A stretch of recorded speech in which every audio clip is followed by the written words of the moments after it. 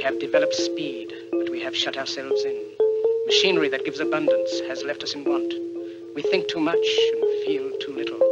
More than machinery, we need humanity. We know the air is unfit to breathe and our food is unfit to eat, as if that's the way it's supposed to be. We know things are bad, worse than bad. They're crazy. Silence! The great and powerful Oz knows why you have come.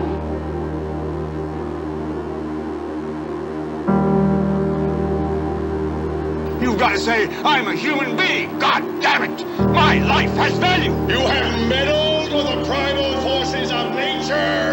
Don't give yourselves to brutes, men who despise you, enslave you, who regiment your lives, tell you what to do, what to think, or what to feel, who drill you, diet you, treat you like cattle, use you as cannon fodder. Don't give yourselves to these unnatural men with machine minds and machine hearts.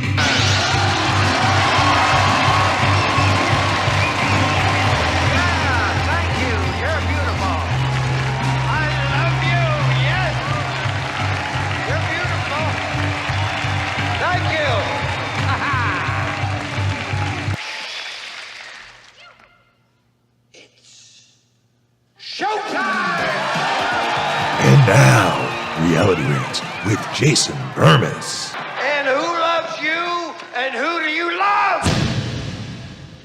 We did it! We did it, everybody! We got our blue check mark. It happened. Elon gave it to me. Listen, I had to jump through a few hoops. Didn't want to give it to me right out of the gates. I don't have an iOS device to spend that $8 yet. I'm hoping that's coming with the deal.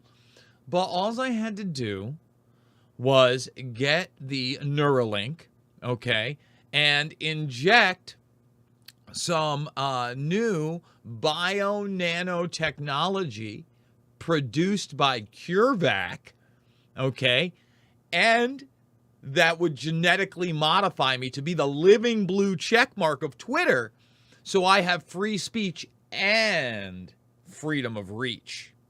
Pretty awesome. Love it. By the way, for all the fact checkers out there, I haven't cut a deal with Elon. There's no CureVac bio nanotech, and no, I'm never going to have a human brain interface implanted in my skull by some pseudo tech guru frontman for the military industrial complex. So I figured I'd have some fun with this one. This is going to be a pretty short video. Anybody who's watched my stuff at any kind of length knows that I've been ad nauseum warning people about Elon Musk now over the past year plus. I've been discussing it for a long time. Never trusted the guy who said we will coup who we want to coup, all right, and wants to put brain chips in everybody, and wants a carbon control system, and loves to throw out the term sustainability, and wants automated everything, and is building robots, and is the Defense Department's #1 contractor, and is launching satellite systems that are weapon systems. No, I don't trust that guy. Okay? And yeah, look, when we go to the news, I'll go back to my not ranting and not blue. See, it was all a show, folks. I didn't really see, YouTube, don't take me down for medical misinformation. I didn't take anything, okay? New Twitter policy is freedom of speech, but not freedom of reach. And again, if you've been watching this, I've been telling you about this. Negative, quote unquote, hate tweets will be max deboosted and demonetized. Now, first of all, I don't even know how the monetization system of this is going to work. So no ads or other revenue to Twitter. You won't find the tweet unless you specifically seek it out, which is no different from the rest of the internet. Now, let me speak to that for a second. There shouldn't be any algorithms. Like, if I'm going to be the official blue check mark of Twitter, I want the people I follow to show up in my feed. That's it. When they post it, it shows up in my feed. You hit the latest, right? That used to be like an option. So not curated at all, just the latest of the people that I follow. That's not real. It hasn't been real for years. Okay? And I would argue really from the outset, they were deboosting a lot of content. A lot of content. Period. And the shadow banning we know has been going on for years. So I just want everybody to know, no matter what his algorithm is, it's an algorithm. It will have moderation. He's admitting to deboosting accounts. And then I see people, oh, so happy. Oh, Kathy Griffin, Jordan Peterson, and the Babylon Bee have been reinstated. Trump decision has not yet been made. Now, again, if I'm going to be the official mascot of Twitter, right? If I'm going to be the human living blue check mark, I think it's absurd. It's absurd that you could deplatform a sitting president in the first place, especially after posting fact check after fact check after fact check after fact check of how everything the administration said and did was a lie, right? They did that, let's be honest, and be shielded from lawsuits by the very government itself. What? The system itself shielding them from lawsuits, doing the bidding of the executive within the executive, monitoring people, and then literally deplatforming an executive. And he's thinking about whether Trump comes back. What? What planet are we on? Seriously, think about that. It's nuts. So I also discussed this. I said the litmus test was going to be, are Trump and Alex Jones coming back? And, again, here we go. What should Twitter do next? Bring back Alex Jones? No.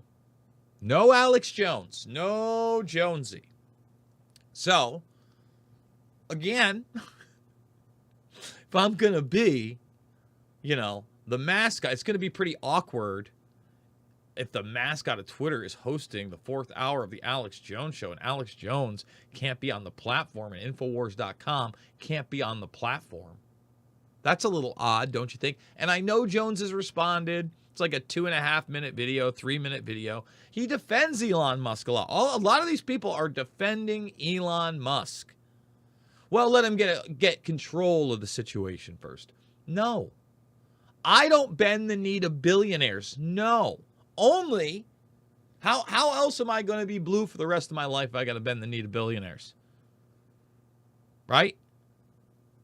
So again, you follow somebody, you hit the latest button, everything comes up. You want to boost content in a regular feed because people are paying for it and it's monetized. That's a little bit different, but are you going to let that information organically grow? We haven't even really hit the zeitgeist of culture where deepfakes are going to become a regular thing and actual hoaxing is going to become more and more. It's going to be prevalent daily. Now, in that case, you might actually need some type of fact check because these deepfakes are going to be amazing. But this whole freedom of reach thing, it feels like content moderation is going to stay. Algorithms are going to stay. There's going to be pay for play. And what you think the narratives that Elon Musk is going to put up when he won't let Alex Jones back on are going to be free and fair? Why is Infowars so dangerous? I mean, look, they're far from perfect, right? Every media organization is. But the reason they're so damn dangerous is because they do have a large audience and they are part of the counter narrative to what? The great narrative. And Jones has been talking about this for years. But Musk is a front man. Musk is a front man. Let me show you some of the headlines here. Musk lifts Twitter ban for Jordan Peterson, Kathy Griffin, and Babylon Bee, says no to Alex Jones. This is Fox Business. All right. But he drew the line. Oh, come on. I didn't need this.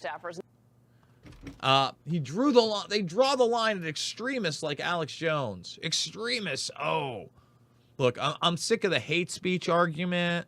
No. Negative / hate speech. What is negative speech? Think about that. Negative speech. Ooh, he's a negative Nancy. I've got news for everybody. Every once in a while, believe it or not, especially when you're dealing with geopolitical issues of significance, there's a bit of negative information to be had. I know it's a wild concept that when you get into organizations that launder in billions of dollars and an unfathomable amount of resources and are inside the military-industrial complex and control populations of billions across the world, that there could be some corruption, some negativity. Guess that's hate speech now? Elon, freedom of speech, not freedom of reach. So, Daily Beast can't help but gloat and be like, oh, right-wing flips over Elon Musk refusing to reinstate Jones. No, I'm flipping that people were falling for the guy like he's bringing back, this is the Trojan horse, man. This is the dude. He's not a good person, period. rcreader.com. Get over there. Just read my piece, 5 reasons why Elon Musk should not be trusted. I could have gone on for a lot longer. In fact, let's just speed through it, because again, this is going to be a short video. I want you to thumbs it up, subscribe, and share. Eventually, they're trying to sell you on custom brain chips to lift your depression. Okay, that's just part of the human brain interface program. Yeah, commercially they want it there, but you see how well she's doing. She's gardening alone, overweight, in a mask. Very happy woman. Absolutely lifted the severe depression, just like SSRI drugs did such an exceptional job. I mean, wow. But don't worry. Elon's got a plan, a master to save mankind. He's bringing us to Mars. Artemis is going to the moon. Woo! You notice it's taking us longer to go into the moon with the rockets now than it did back in the 60s and 70s? Weird, right? And these don't have, like, people in them? Huh. Odd. Just weird. At the same time, they're launching a bunch of satellite systems throughout the world, and especially in the Ukraine. Just wacky. Okay? Oh, wow. He made a bunch of money during COVID 1984. Just a ton of money. Wow, how do you do that? Well, I mean, other than all the defense contract stuff, all the Tesla stuff, all the subsidy stuff, all the sustainability stuff, right? I'm sure it was flamethrowers. Oh, wait a minute. No, it was CureVac and Tesla. Wait, Tesla's a car company. Sure it is. Sure, that's why it's building the Optimus robot as well. Sure it is. And again, this is old news now. 12,000 Starlink dishes. They're used in attacks. The guy, challenged Putin to single combat, was called a weakling, was instigating this thing back in March. He's great. He's the best. He hangs out with guys like Peter Thiel. He brought in digital payment systems that are now deplatforming people. He's fantastic. You can't get enough of that wonderful stuff, right, Elon? Certainly not about space warfare, which we've been a part of since the 80s. Can't be that. Couldn't be Project Blackjack and the artificial skins surrounding the planet with Lockheed Martin, could it? No.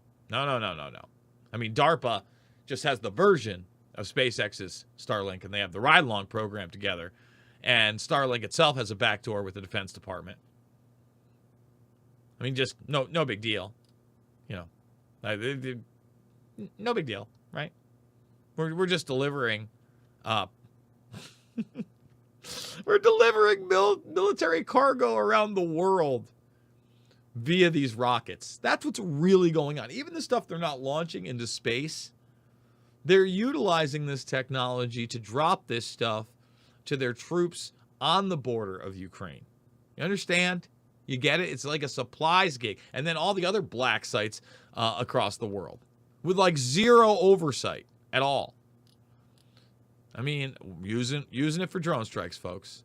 Drone strikes. And then again, you're gonna live in a shipping container, but it'll be curved. It'll have the Tesla logo on it. So you living in a shipping container, your sustainable housing. I mean, hey, as long as you got a blue check mark, right? You got a lot of followers on social media. It's okay. No big deal. I mean, Elon, he's the best. It's the guy they made Time Man of the Year. Time Man of the Year. This guy. Shipping container guy. Okay?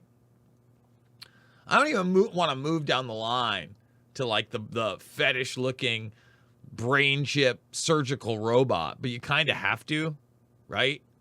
Like, look at this thing. It's like out of something like a Marilyn Manson video from the early 2000s. Yeah, sure, getting that. Do that. That's great. So I'm going to wrap it up.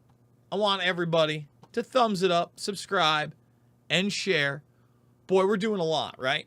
First of all, I'm a documentary filmmaker. I want you to check out the documentaries if you have not. Loose Change, Final Cut, Fabled Enemies, Invisible Empire, A New World Order to Find, and Shade the Motion Picture. Please check them out. We're on band.video.